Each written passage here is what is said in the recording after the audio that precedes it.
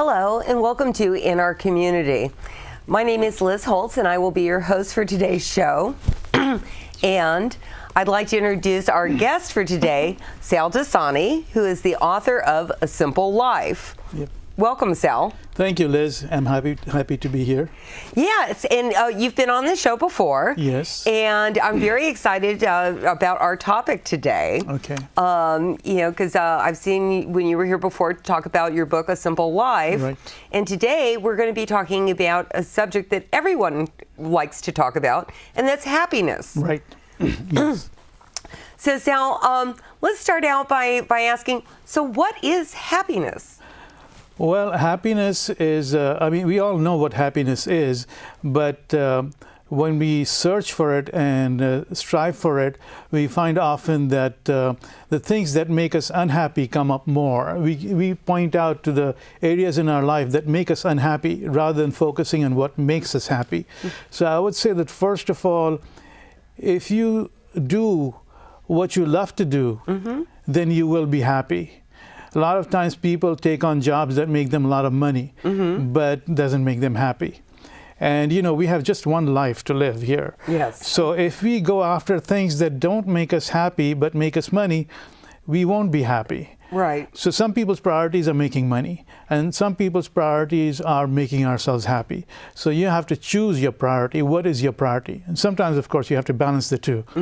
So a little bit of happiness and a lot of money. Well, and different people would probably define, if you were to line up 100 people and ask them what was happiness, Right. you would probably get 100 different answers. Yes. Because people, think of happiness in different ways. As you mentioned, some people think, oh, when I get the Yes. house, when I get the car, when I Right. get something else, Right. then I'll be happy. Right. Or if I make enough money, then I'll be happy. Right. And they strive towards that, Right. rather than looking at what brings them, for me, I would say happiness is more about having joy in your life. Perfect. Yes, exactly. I agree with you 100%. When we go after things like a beautiful car, let's say a Rolls Royce or Mercedes or whatever, it will make us happy, but only for a short while, because the glamour that we place on an object that we want to achieve, it dissipates after you have it. So the happiness doesn't last too long. Well, I think a lot of that is, we live in a very consumer-oriented society now. Right. A very disposable society. Right. And a society that is always after that quick fix. Right. We want it now. Yes. We don't want to have to wait. We don't have to work for it. Right. And the idea that you would have to actually work for happiness Right. is kind of an odd It's very idea. odd. It's very odd. Okay, so what types of things make people happy? Okay, let me go back first to your first question. What is happiness? And you said everyone will give you a different response. Yes, people will give you a different response verbally. But if you ask someone, what is happiness, or are you happy, they can feel inside if they're happy or not. And the way they talk to you will tell you if they're happy or not. If they're smiling, or they're happy, if they're joyous, if they're interacting with you in a manner that makes you also happy, then you know they're happy. But they're worried and say, yeah, I make a lot of money, I'm happy. No, of course, they're not happy. So the feeling of happiness is what I'm talking about, not the idea of happiness. So, and then coming back to what you said later about this life being a fast-paced life, and people get trapped in it, and they try to do something which other people think they should do to make themselves look good, that will never make you happy. Happiness comes from inside out. It doesn't come from outside in, and you do have to work for it, unfortunately. And how do you work for it? The way you work for it is somewhat along the lines of making your lives simpler. You look at the issues in your life, and you have to really look at them honestly and let them go. Because issues, you make your own issues. You see, if you look at something and say, this is a tragedy, you will be unhappy. If you look at something and say, it's fine, I can work with it, you'll be much more likely to be happy. Well, so what you're saying is that in a lot of ways, happiness is a state of mind. Exactly. As a state of being, if you will. Yes. And stuff. It's choosing to be more optimistic than pessimistic. Exactly. In your life.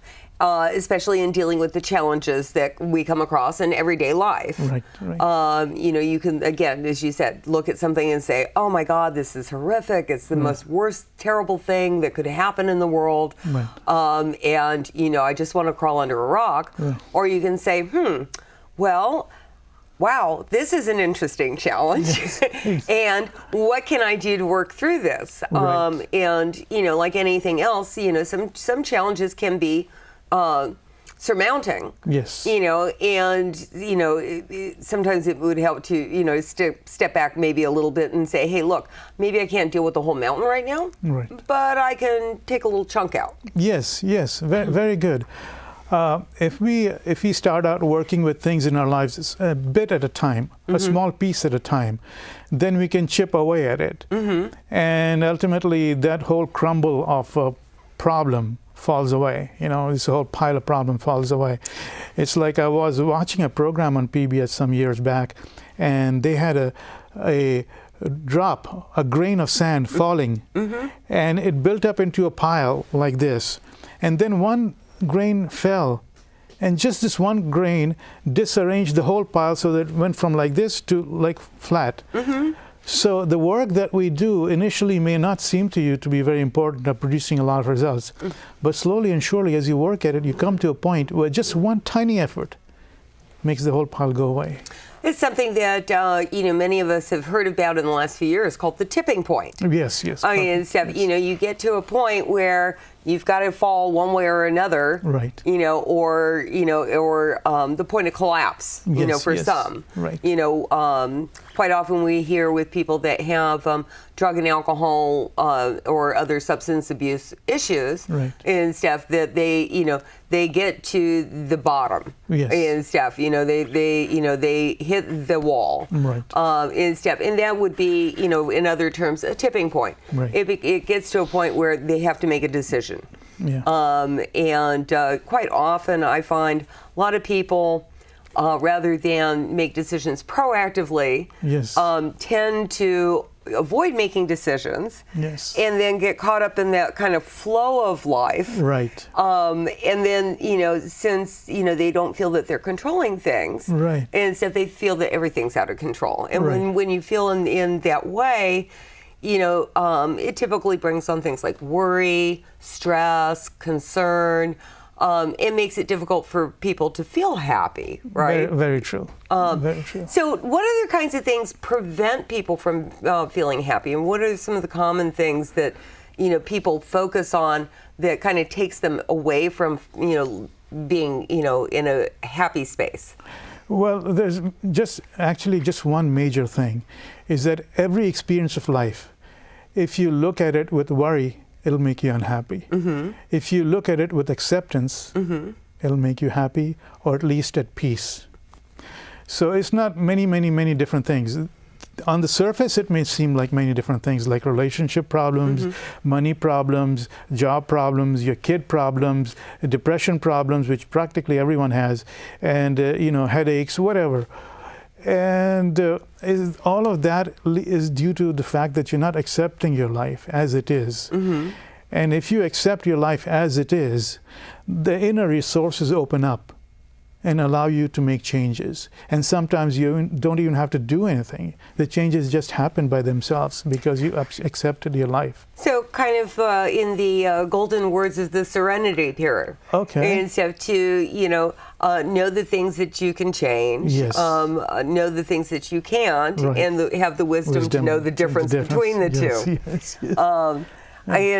So one of the things is, so what types of things make people sad? I mean, we talked about, you know, it's a, you know, part of it is a viewpoint, and it's a focus, but is it solely just having a particular perspective where they're almost looking for what's wrong with things, or, you know, certainly sometimes, you know, there are things where people get caught up in a series of situations that kind of compound and spin out of control. And that can cause, you know, great stress. And with great stress, you know, a lot of the times comes sadness or a loss or things like that. Well, most people if you gave them a choice whether they want to be right or whether they want to be happy, they would choose they want to be right. I'm sorry to say that. Maybe they will not say it, but they behave like that. They want to be proved right, so they want the belief systems to be proved right. And that is what causes problems.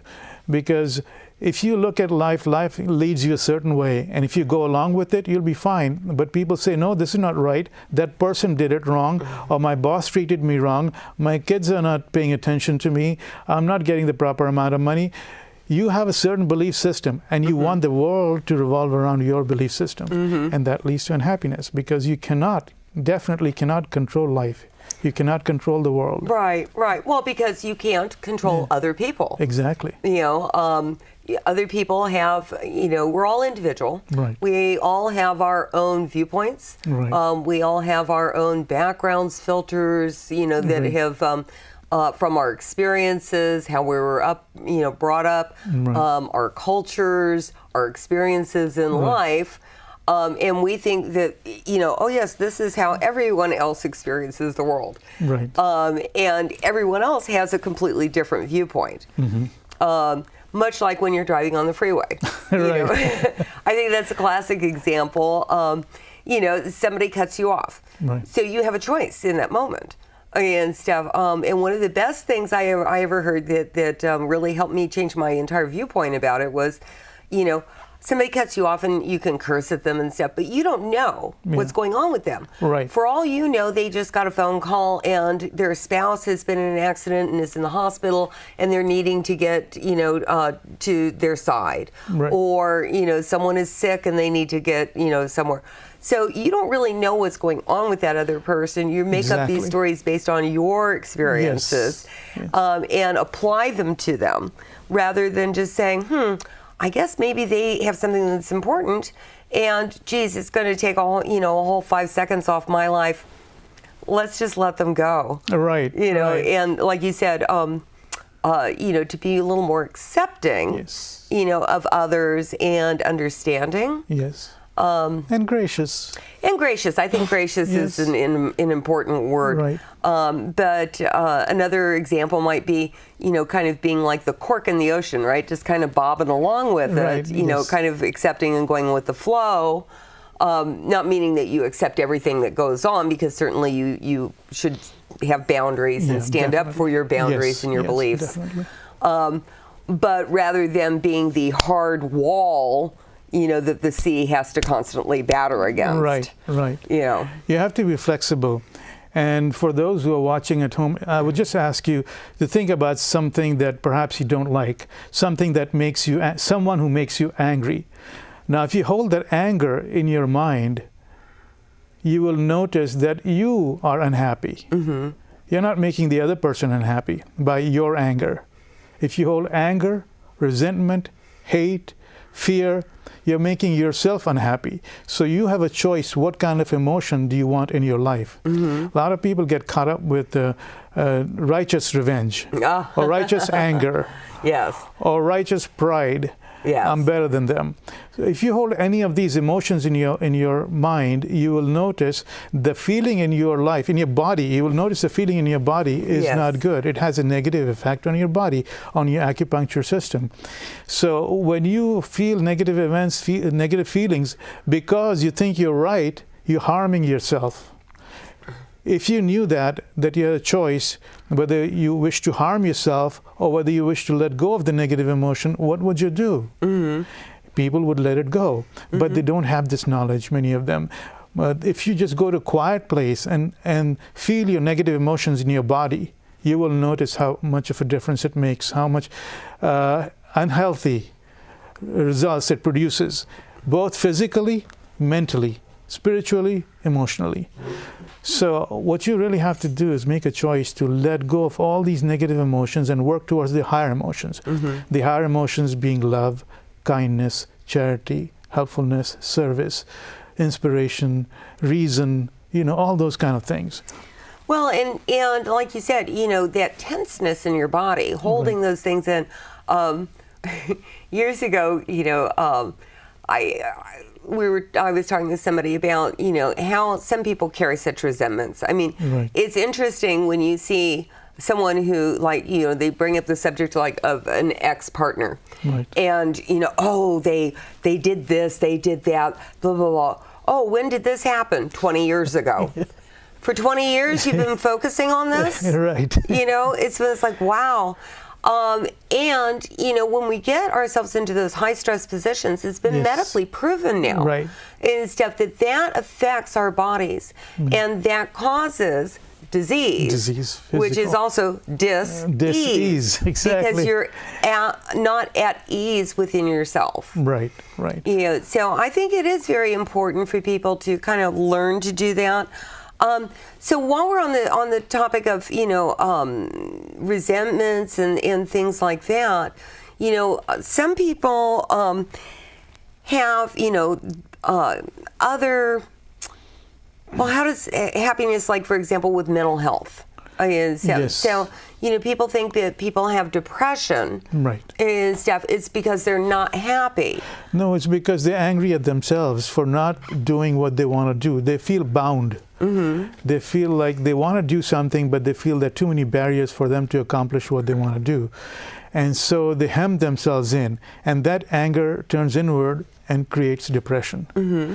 So if you don't want to experience depression, what you can do is accept your life, first of all, as a first step, as it is, and then make small steps, like we had talked about earlier. Mm-hmm. Take small steps towards your goal.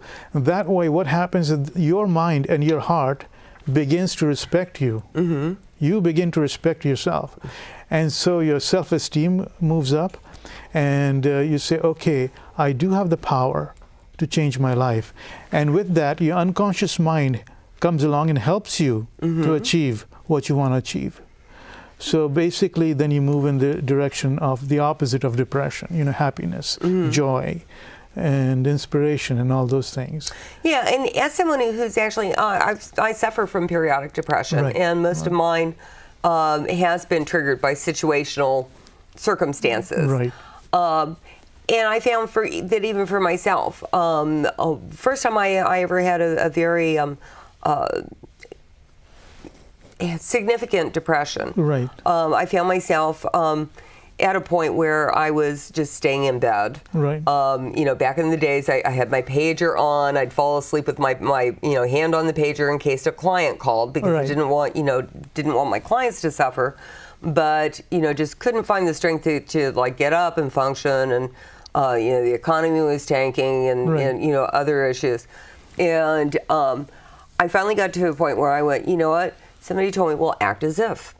Perfect. So I did that. I said, okay, I'm going to get up and I'm going to figure out something, you know, that I can go and talk to my clients about. You know, I mean, the whole economy's in the tank, but that's fine. We'll find something. So I would get up and I would go out to my clients and I would just act as if everything was great.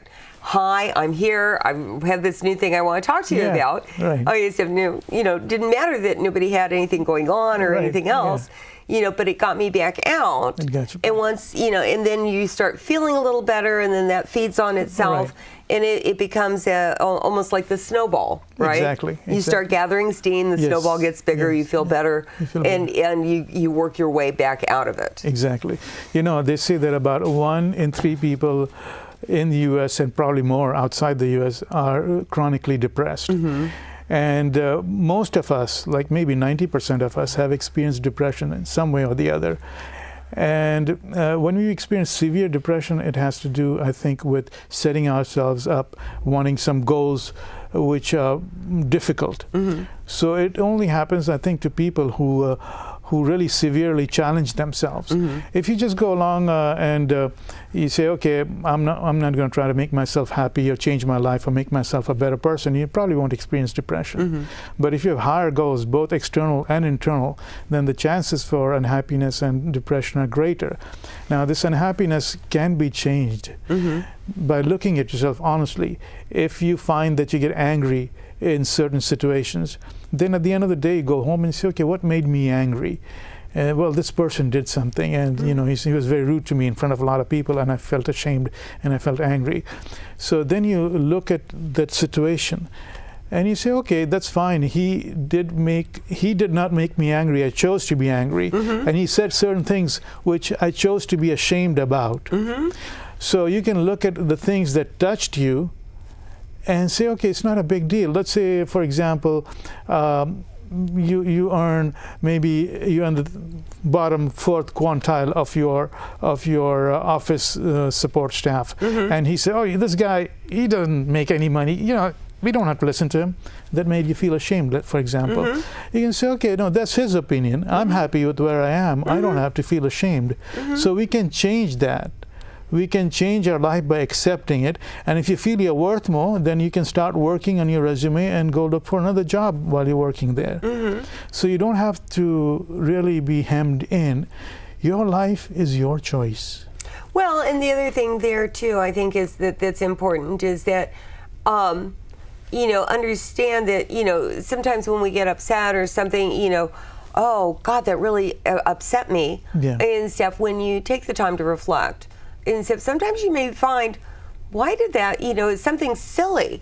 Why did that make me so upset? And then, if you think about it and kind of mull it around long enough, sometimes you'll find that, oh, that reminds me of an incident that happened when I was 6 years old in elementary school, or, things like that. Yes. So, understand that, when things trigger us, it's not necessarily the event that's going on right in front of us, but it sometimes can be a connection to something from our past that's getting kind of stirred up again. And then the other thing is sometimes it just has absolutely nothing to do with us at all. Yeah, they're having a bad day. Yeah, other people, have their way of expressing themselves. Right. And, we've always heard, some people have anger issues. Well, yeah, some people may have anger issues. They may have entitlement issues. That's a big one. That's a big one. Other things like that. And, I think for, at least for myself, I find I got to a point where I realized I can choose whether I let that bother me, because I know it has nothing to do with me. It has everything to do with them. Yes, yes, yes. Entitlement, I'm glad you brought that up, because that is a major problem for our society. We feel we are entitled. For example, this lady was telling me that my father is so rich, and he did not. I went to him for some money, and he wouldn't give me money. And the problem with that is she felt that she was entitled to get money from her father, just because he was rich. Now, that's a sense of entitlement. She's a grown-up woman. You don't have to feel that your parents have to support you even when you're past 30. So, this is a sense of entitlement. The other sense of entitlement comes along when you think your government owes you something, or you feel your partner owes you something, or people should treat you nice. You're entitled to be respected or treated nice. This sense of entitlement is so deep in people that we constantly get blindsided by it, because people don't treat us the way we expect them to, and we think, oh, I was brought up right. These people are brought up wrong, and they're mistreating me. Well, and I think that's an area where boundaries come in, and standing up for your boundaries, and letting people know what is acceptable to you or not, because. For example, if you have a friend that every time you schedule a time to go to lunch with them cancels at the last moment, right? You might consider just saying, okay, they've done this to me 3 times in a row. I'm going to set a boundary, and I'm no longer going to agree to come to lunch with them. If they want to see me, they can come to my house. Perfect. Yes. You do have to set boundaries with people, and sometimes you have to let certain people go from your life. If they constantly continue to create disruptions in your life, you do have to let them go. Yeah. So, we're getting kind of close to the end, but I want to find out, one of the things that we talked about was, as you sow, so shall you reap. Yes. Right? Yes. So what does that mean to you in terms of happiness? Well, this idea of karma in the East or in the West, as you sow, so shall you reap, is prevalent in all religious cultures and all world cultures. That whatever you do comes back at you. So if you want to be happy, treat people right, and be kind and charitable and helpful. Be service oriented. Like volunteer stuff. And so you do things that contribute to other people's lives. That is putting out. And then in return, what happens that you receive, it's not like a one-to-one equation. If you do something kind out of the expectation of receiving something, that's not really kindness. It's like a calculated move. Yes. So you have to really be genuinely kind and friendly and hospitable and loving.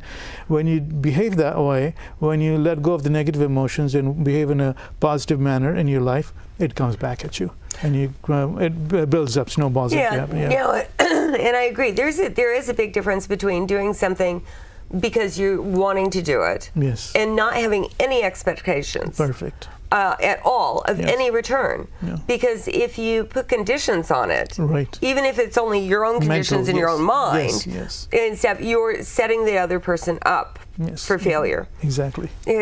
So Sal, what are some just parting comments you can give us with regards to, how people can seek, seek getting to a space where they can truly feel happy? Okay. I would say that try and find what is your purpose in life. And whatever that purpose is, work towards it. And in working towards it, be honest with yourself. Look at your defects and realize that they are just temporary things. And so whatever defect you think you have, instead of fighting with it, just let it go. Give it up.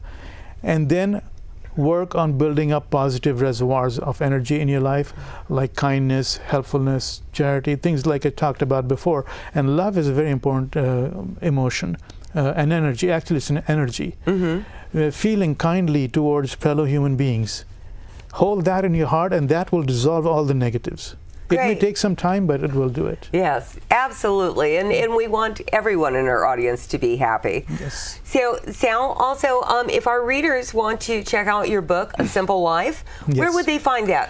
It's on Amazon, and you can search. There are quite a few books called A Simple Life, so you'd have to type in A Simple Life along with my name, Sal Dasani, and it'll come up. And I hope you read it and enjoy it. I think you'll find it useful. Well, great. And Sal, it's always a pleasure to have you here on this show. So thank you again for coming. Thank you, I Liz. hope we have more conversations with you.